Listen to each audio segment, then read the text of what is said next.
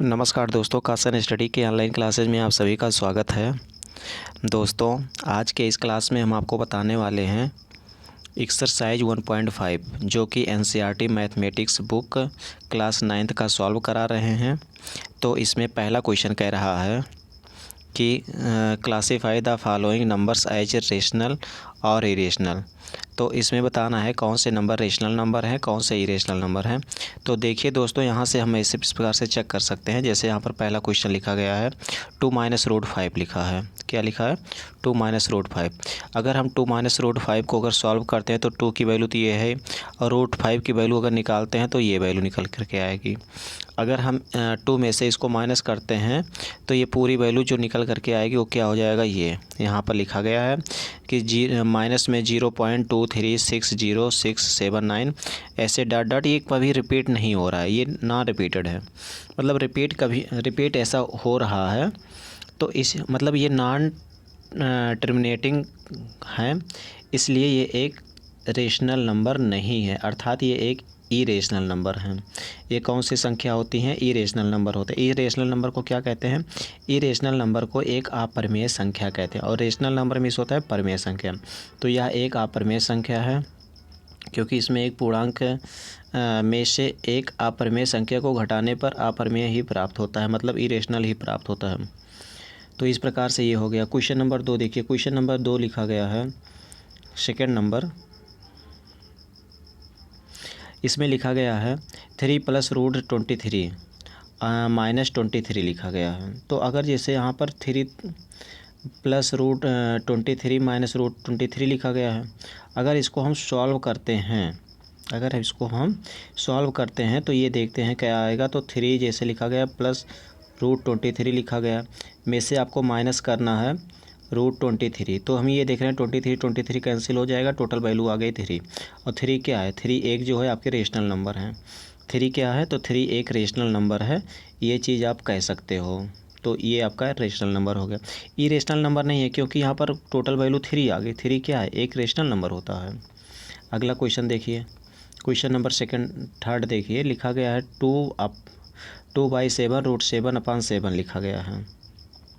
तो अब यहाँ पर क्वेश्चन ये लिखा गया, अगर हम इसको सॉल्व करते हैं तो √7 कैंसिल आ गया, हो गया आंसर 2/7। और 2/7 क्या है? 2/7 है, तो ये भी क्या है? तो ये भी एक परिमेय संख्या, एक रेशनल नंबर है। इसको हम क्या कहेंगे? एक रेशनल नंबर है। तो इस प्रकार से ये भी हो जाएगा क्योंकि 2 और 7 दोनों क्या है? एक इंटीजर हैं। 2 और 7 दोनों एक इंटीजर हैं, इसलिए ये एक क्या हो जाएगा, और इसे हम P/Q की फॉर्म में भी लिख सकते हैं। तो इसलिए ये एक रेशनल नंबर हो गए। ये भी क्वेश्चन हो गया। क्वेश्चन नंबर अगला देखिए। क्वेश्चन नंबर 4 कह रहा है 1/√2 लिखा गया है। अगर 1/√2 लिखा गया है, इसको हम सॉल्व करते हैं। अगर √2 का परिमेयीकरण कर देते हैं तो ऊपर भी √2 हो, तो इसका परिमेयीकरण करने के बाद इसका मान कितना हो जाएगा? तो कहोगे सर ये √2/2 हो जाएगा। और इसको सॉल्व करते हैं तो इसकी वैल्यू जो है 0.7071068, मतलब हम ये देख रहे हैं कि ये भी वैल्यू मतलब कट नहीं रही है। ये भी वैल्यू क्या है? ये भी वैल्यू कभी कट नहीं रही है, मतलब ये ऐसे हमेशा डॉट डॉट डॉट डॉट पूरा निकलते चले जा रहे हैं, ये कभी एंड नहीं हो रही। अगर कोई भी वैल्यू कभी एंड नहीं हो रही या कभी रिपीट नहीं हो रही है तो ऐसे कंडीशन में वो जो डिजिट होते हैं, वो डिजिट कैसे क्या होते हैं? एक इरेशनल नंबर होते हैं। वो डिजिट क्या होते हैं? एक इरेशनल नंबर हो जाते हैं। अगला क्वेश्चन लिखा गया है 2π। अगला लिखा गया 2π। तो 2π क्या है? तो 2π भी एक इरेशनल नंबर होते हैं, एक अपरिमेय संख्याएं होती हैं, और इसके बारे में पूरा हमने डिस्कस कर दिया है, इसको पूरा आप पढ़ सकते हैं।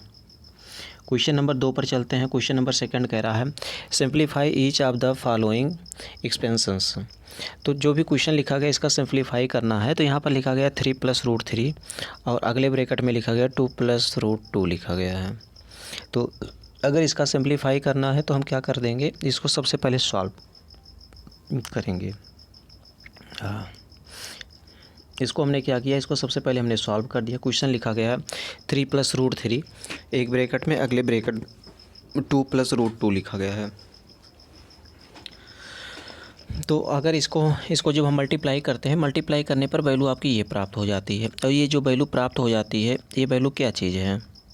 तो ये वैल्यू मतलब आपको मल्टीप्लाई करना आता ही होगा, मल्टीप्लाई करना नहीं आता होगा तो हम इसके लिए एक अलग से वीडियो बना देंगे। अब दरअसल हम इस क्लास में अगर एक एक मल्टीप्लाई करना सिखाएंगे तो बहुत बड़ी मान हो जाएगी ना।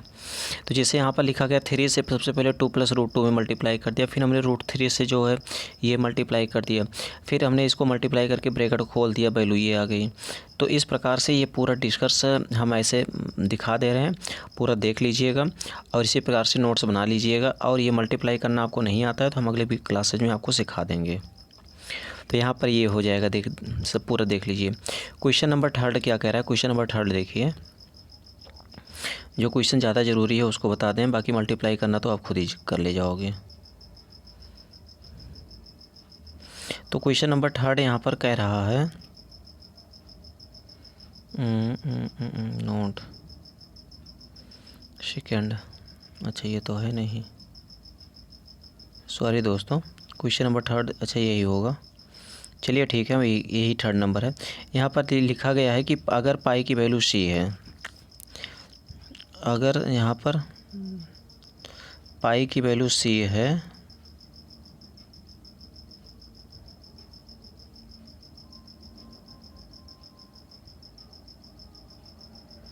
हाँ चलो ठीक है। यहाँ पर लिखा गया है real pi is defined as the ratio of the conference say C of a circle to its diameter say two. Question ये कह रहा है कि यदि आपको याद होगा कि जो पाई है ना, जो पाई किसे कहते हैं, तो पाई ये होता है जो इसकी वैल्यू है।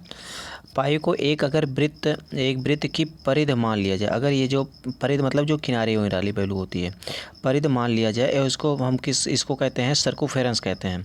तो इसका जो सर्कुफेरेंस है c है और इसका व्यास मतलब ये जो डायमीटर है, और इसका जो डायमीटर है, डायमीटर को इसको हम अगर d मान लिया जाए के अनुपात में इसको अगर डिफाइन किया जाए तो पाई का जो मान आएगा, पाई की जो वैल्यू आ जाएगी वो c/d आ जाएगा। यही कह रहा है कि जो पाई की वैल्यू है, पाई की वैल्यू आपको निकालना है c/d के, आपका यही चीज़ आपको प्रूव करना है। तो ठीक है, कोई बात नहीं, ये तो बहुत ईजी है। तो चलिए देखिए, और यहाँ पर ये भी कह रहा है कि जो पाई है ना, जो ये पाई वैल्यू लिखा गया है, पाई क्या है, एक इरेशनल नंबर है, मतलब इसका मान जो है इरेशनल नंबर है। How will you resolve the, अच्छा ठीक है ओके। तो यहाँ पर देखिए, अगर आप इसको सॉल्व करना चाहते हैं तो कैसे सॉल्व करेंगे, क्योंकि आपको ये चीज़ मालूम होना चाहिए कि जो पाई है, जो पाई है, पाई का मान कितना होता है, c/d हो जाएगा। दरअसल यह एक जो है यह एक सर्कुफेरेंस है, जैसे ये वृत्त है ना, वृत्त गोला गोला होता है, तो इसके जो सर्कुफेरेंस है और व्यास का मतलब ये डायमीटर, ये दोनों कैसे हैं, इनका अनुपात है।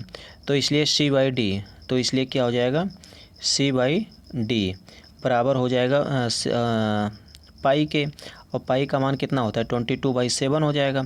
तो 20/2/7 हो जाएगा, जो कि पाई जो है का अनुमानित मान है ये। और ये इसका क्या है, ये अनुमानित मान है, इसका दशमलव मान अनावर्ती, मतलब इसका अगर दशमलव मान निकालेंगे तो कभी रिपीटेड नहीं होगा, ये संख्या बढ़ती चली जाती है, इसलिए ये भी एक इरेशनल नंबर हो जाएंगे। इसलिए क्या हो जाएगा, एक इरेशनल नंबर हो जाएगा। क्वेश्चन नंबर 4 देखिए। क्वेश्चन नंबर 4 कह रहा है रिप्रेजेंट यहाँ पर लिखा गया है रूट में 9.3, इसको आपको नंबर लाइंस के रूप में डिफ़ाइन करना है, जो कि हमने ये यहाँ पर देखोगे तो डिफ़ाइन करके दिखा दिया है। इसी प्रकार से आप लोग डिफ़ाइन कर सकते हैं। एक बार इसका स्क्रीनशॉट लेना चाहें तो ले सकते हैं। अगला क्वेश्चन देखिए। क्वेश्चन नंबर 5 कह रहा है कि ये जो क्वेश्चन लिखा गया है, इसमें कह रहा है जो बेस होते हैं, नीचे वाली वैल्यू जो डायमीटर हैं, डायमीटर का आपको क्या करना है, परिमेयीकरण करना है। तो जैसे यहाँ पर पहला क्वेश्चन लिखा गया 1/√7 लिखा गया। अब जैसे √7 लिखा गया है तो हम √7 से ऊपर और √7 से नीचे मल्टीप्लाई कर देते हैं। तो ऊपर की वैल्यू तो √7 हो गया, नीचे की वैल्यू 7 हो जाएगी। तो यही मतलब इसे कहते हैं परिमेयीकरण करना। तो इसका आंसर ही आपका यही हो जाएगा। इसी प्रकार से अगला क्वेश्चन यहाँ पर लिखा गया है, नेक्स्ट क्वेश्चन है ये वाली वैल्यू लिखा गया है। इसका भी अगर परिमीकरण करना चाहते हैं तो 1/, लिखा गया है √7 माइनस √6 लिखा गया मल्टीप्लाई। इसका जो विपरीत चिन्ह होती है, विपरीत चिन्ह मतलब √7 प्लस √6 है, अपान कितना हो जाएगा √7 और माइनस √6 हो जाएगा। इसको सॉल्व कर लेंगे तो हो जाएगा √7 प्लस √6 ऊपर हो गया और नीचे जो है 7 माइनस 6 इक्वल टू 1 हो जाएगा, तो नीचे की वैल्यू खत्म हो जाएगी, ऊपर वाला आपका आंसर हो जाएगा। तो इसमें तो हमें लगता है बहुत ज़्यादा कठिन नहीं है, आप लोग चाहे जाएंगे तो हल कर सकते हैं। जो कि इसका डिफ़ाइन हमने, ये देखिए पहला क्वेश्चन का डिफ़ाइन हमने यहाँ पर कर दिया है, ये वाला है। और जो सेकंड क्वेश्चन है, सेकंड क्वेश्चन का डिफ़ाइन हमने ये कर दिया है पूरा। इसको थोड़ा और ऊपर तक कर दें, एक बार में देख लीजिए। ये देखिए सेकंड क्वेश्चन का डिफ़ाइन हमने ये कर दिया है, क्वेश्चन ऊपर लिखा गया है, वहाँ से आप देख सकते हैं। क्वेश्चन नंबर 3 लिखा गया। क्वेश्चन नंबर 3 क्या था, तो आप ये कह सकते हैं कि सर ऊपर जो 3rd नंबर था लिखा था 1/√5 प्लस √2 लिखा गया था, तो ये लिखा गया था। तो इसका अगर डिफ़ाइन करना चाहते हैं, क्वेश्चन ये है, देख लीजिए। तो इस प्रकार से ये क्वेश्चन हमारे सॉल्व हो सकते हैं, जो कि यहाँ पर हमने एक बार में ये पूरा हमने अब सॉल्व कर दिया है, ये देख लीजिए। तो हर का परिमीकरण करना ये सब आपको सीखना पड़ेगा। दरअसल इस प्रकार से क्लास में हम आपको नहीं सिखा सकते हैं। इसको एक एक क्वेश्चन समझाने में बहुत टाइम लगेगा, वीडियो काफ़ी लंबी हो जाएगी, इसलिए आप खुद इसको सब समझ सकते हैं। क्वेश्चन नंबर 4 कह रहा है, क्वेश्चन नंबर 4 लिखा गया है 1/√7 माइनस 2 लिखा गया। तो इसको अगर सॉल्व करते हैं तो आपकी वैल्यू ये हो जाएगी, और पूरा सॉल्व करने के बाद ये यहाँ से आपके पूरे मान निकल जाएंगे, तो पूरी वैल्यू आपकी यहाँ से ये निकल जाएगी। तो इस प्रकार से ये पूरा सेशन यहीं पर समाप्त हो गया। जितनी भी वीडियो क्लासेस थी इसमें, इस लेसन में हमने पूरा क्वेश्चन आपको दिखा दिया है, और इसी प्रकार से आप लोग सॉल्व कर लीजिएगा। फिर भी अगर कोई डाउट होता है तो आप कमेंट बॉक्स में ज़रूर बताइएगा, और कमेंट बॉक्स में बताओगे तो हम उसका कोई ना कोई डिसीजन तो ज़रूर निकालेंगे। ना होगा तो एक एक क्वेश्चन को हैंड राइटिंग में सॉल्व करके भी आपको अच्छे से स्टेप बाय स्टेप समझा देंगे, लेकिन जब आप कमेंट करोगे तभी इसके बारे में हम बताएँगे।